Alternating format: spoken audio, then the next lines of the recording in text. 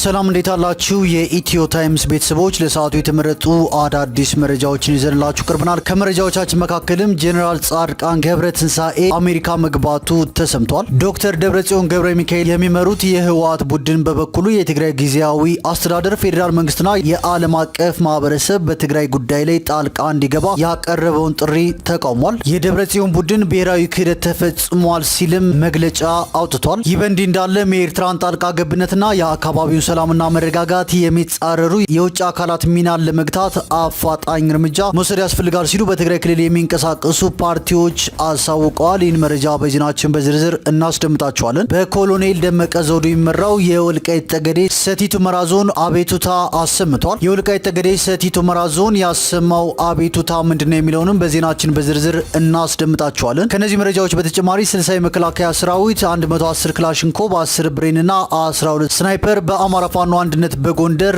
እንደተማረከ መገለጹ፣ 1000 ኢትዮጵያውያን ከሳዑዲ አረቢያ ወደ ሀገራቸው መመለሳቸውን፣ ማንም የማያዝበትና የማይታዘዝበት ሀገራዊ አውድ ውስጥ ነው የምንገኘው ሲሉ የሰላም ሚኒስትር ዲኤታ መናገራቸውን፣ የአማራ ፋኖ ሸዋ ጠቅላይ ግዛት እዝ በሁለት ግንባሮች ታላቅ ድል ተቀዳጅቻለሁ ሲል መግለጫ ማውጣቱን፣ በአዲስ አበባ የወንዝ ብክለት ፈጻሚዎች ላይ ከ6.7 ሚሊዮን ብር በላይ ቅጣት እንደተጣለባቸው መገለጹ፣ እንዲሁም የአሜሪካ ዓለም አቀፍ ልማት ድርጅት USAID ከፍተኛ ኃላፊዎች ምስጢራዊ ሰነዶች በፍጥነት እንዲወገዱ ትዕዛዝ መስጠታቸውንና ሌሎችን በዝርዝር የምንመለከታቸው መረጃዎች አካተናል። ቻናላችን ሰብስክራይብ በማድረግ የደወል ምልክቷን በመጫንና መረጃውም ለብዙዎች እንዲዳረስ ላይክ በማድረግ እስከ መጨረሻው አብራችሁን ቆዩ።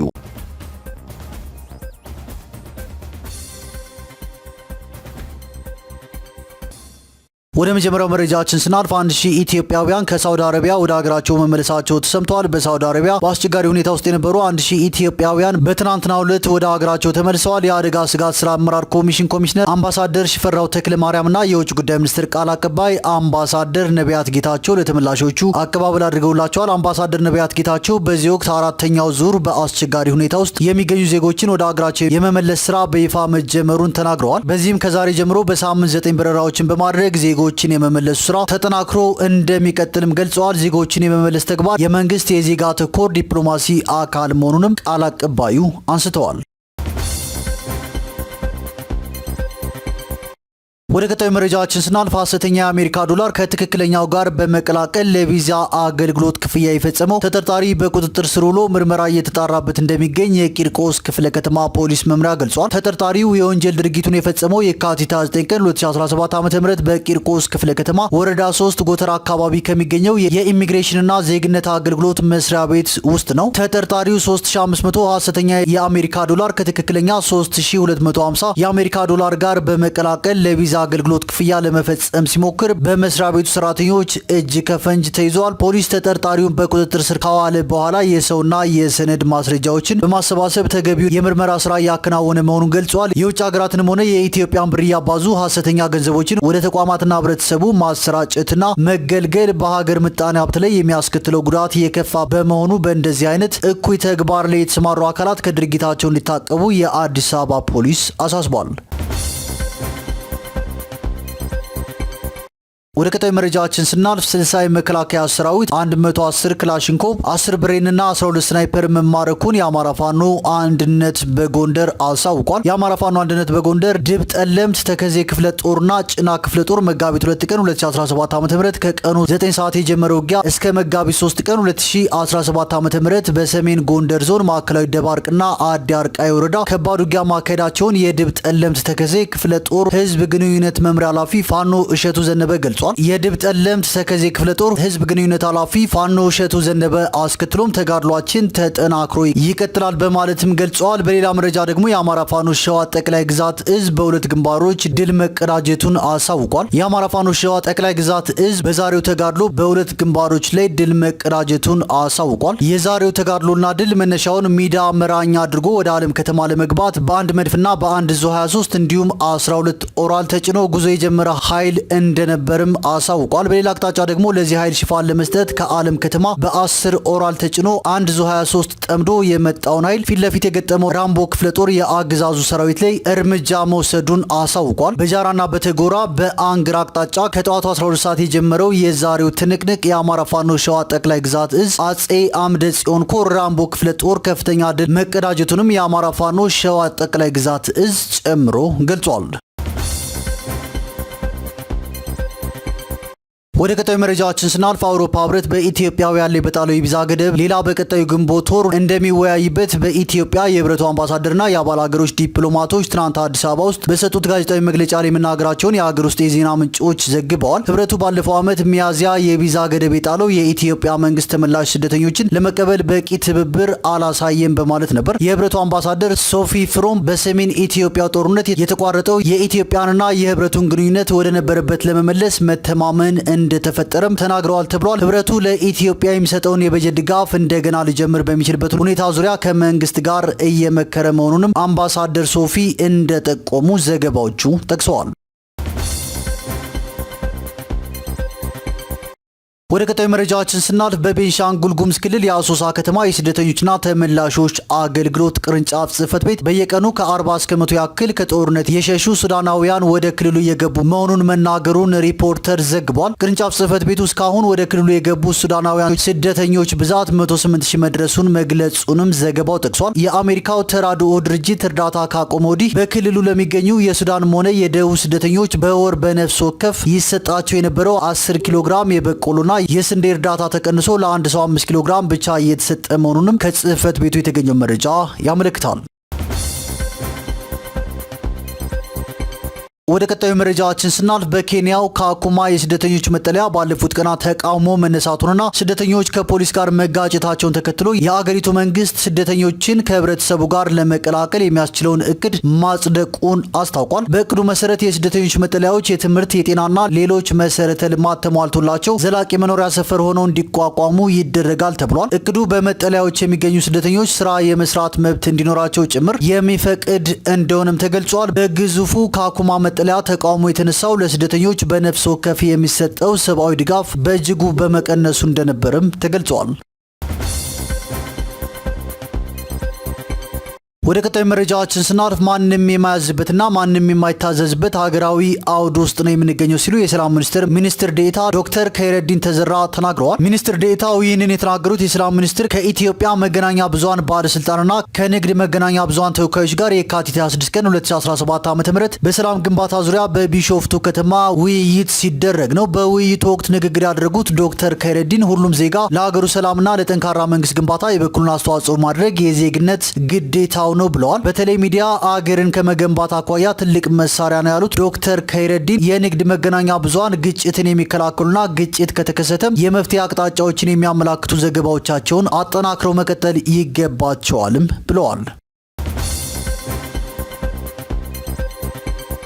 ወደ ቀጣይ መረጃችን ስናልፍ የአሜሪካ ዓለም አቀፍ የልማት ድርጅት USAID ከፍተኛ ኃላፊዎች ሚስጥራዊ ሰነዶች በፍጥነት እንዲወገዱ ትዕዛዝ ሰጥተዋል። ኃላፊዎቹ በኢሜይል ለሰራተኞች በላኩት መልእክት በቀድሞ የድርጅቱ ዋና መስሪያ ቤት ሬገን ህንፃ የሚገኙ ሰነዶችን እንዲያስወግዱ አዘዋል። በቅርቡ የተቋቋመውን የመንግስት አፈጻጸም የሚቆጣጠሩን ተቋም በሚመሩት ቢሊዮነሩ ኤለን መስክና በፕሬዚዳንት ዶናልድ ትራምፕ USAID የግብር ከፋዮችን ገንዘብ አላግባብ በመጠቀምና ሙስናን በማስፋፋት ተደጋጋሚ ወቀሳ ቀርቦበታል። የፌዴራል ወጪን ለመቀነስ በተደረገው ሰፊ ጥረት ኤጀንሲው 2000 ሰራተኞችን ከስራ ሲያሰናብት የቀሩትን በርካታ ሰራተኞች አስገዳጅ ረፍት እንዲወጡም አድርጓል። ተቋሙ ምስጢራዊ ሰነዶችን ለማስወገድ ባወጣው ትዕዛዝ የኤጀንሲው ተጠባባቂ ዋና ጸሐፊ ኤሪካ ካር በሮናልድ ሬገን ህንፃ ውስጥ ምስጢራዊ የሆኑ የደህንነትና የሰራተኞች ሰነዶችን ለማስወገድ ሙሉ ቀን ለሚደረገው ጥረት ቀሪ ሰራተኞች ከማክሰኞ ወደ ቢሮ እንዲገቡ ማዘዛቸውን ፖለቲኮ መጽሔት የኢሜይል መልእክቱን ጠቅሶ ዘግቧል።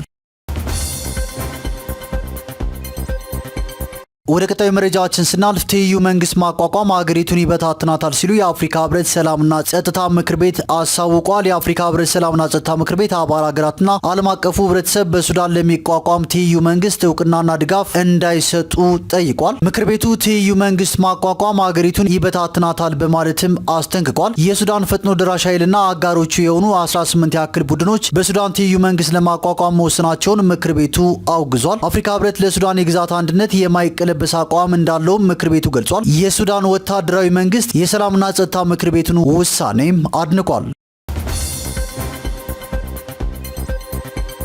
ወደ ቀጣዩ መረጃችን ስናልፍ የወንዝ ብክለት ፍጻሜዎች ላይ ከ6.7 ሚሊዮን ብር በላይ ቅጣት ተጥሎባቸዋል። የአዲስ አበባ ከተማ አስተዳደር ደንብ ማስከበር ባለስልጣን ከአካባቢ ጥበቃ ባለስልጣን ጋር በመተባበር ፍሳሽ ቆሻሻ ወደ ወንዝ የለቀቁ 24 ድርጅቶችና 3 ግለሰቦች ላይ በአጠቃላይ 6 ሚሊዮን 700 ሺህ ብር የገንዘብ ቅጣት መጣሉን አስታውቋል። ቅጣቱ በተለያዩ ክፍለ ከተሞች የተጣለ ሲሆን በተለይም አዲስ አበባ፣ ንፋስ ስልክ፣ ላፍቶና አራዳ ክፍለ ከተሞች ከፍተኛ ቅጣት ተላልፎባቸዋል።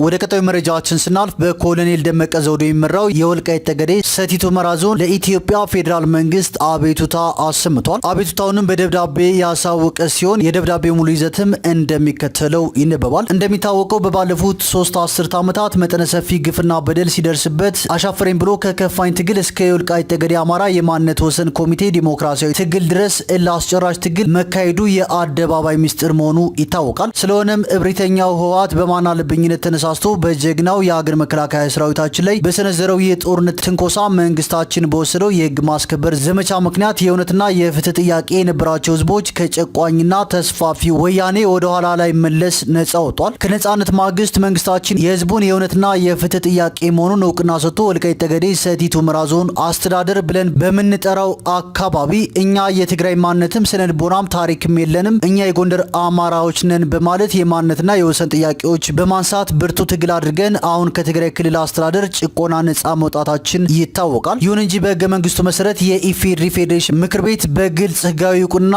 ያልሰጠን በመሆኑ ዜጎቻችን እንደማንኛውም ኢትዮጵያዊ በፈለጉትና በታገሉለት ማንነት በአማራ ብሔራዊ ክልላዊ መንግስት በወልቃይት ጠገዴ ሰቲት ሁመራ ዞን አልተካለለም። የማንነትና ወሰን አከራካሪ የሆኑ ቦታዎች በፕሪቶሪያ የሰላም ስምምነት መሰረት አሁን ባለንበት ጊዜ ምዕራብ ትግራይ ዞን የሚባል እንደሌለም ይታወቃል። ስለሆነም ትግራይ ክልል ምዕራብ ትግራይ ዞን እየተባለ ለሚሰጠው የብሔራዊ መታወቂያ ወይም ፋይዳ ከዚህ በፊት የተሰጠው ማስተካከያ ተደርጎና ለወደፊት ሊሰጥ የታሰበውንም በምትኩ የወልቃይት ጠገዴ ነዋሪዎች አሁን በተጨባጭ በሚኖሩበት ወረዳና ከተማ ስም እየተጠራና እየተመዘገበ መሰጠት ያለበት በሚኖሩበት ወረዳና ከተማ አስተዳደር ብቻ እንዲሆን በመግለጽ የግለሰቦች ብሔራዊ መታወቂያ ሊሰራላቸው ይገባል። ይሁን እንጂ ምንም እንኳን ፌዴሬሽን ምክር ቤት ህጋዊ መልስ ወይም እውቅና ባይሰጠንም ወልቃይት ጠገዴ ሰቲት ሁመራ የምትኖሩ ነዋሪዎች የሆናችሁ በየትኛውም ቦታ ሆናችሁ ብሔራዊ መታወቂያ ወይም ፋይዳ ስትጠይቁ ስትመዘገቡና ስታወጡ የማታምኑበት የማንነት አድራሻ ሲመዘግቧችሁና ሲሰጧችሁ በአስተውሎት ተመልክታችሁ ትክክለኛውን አድራሻ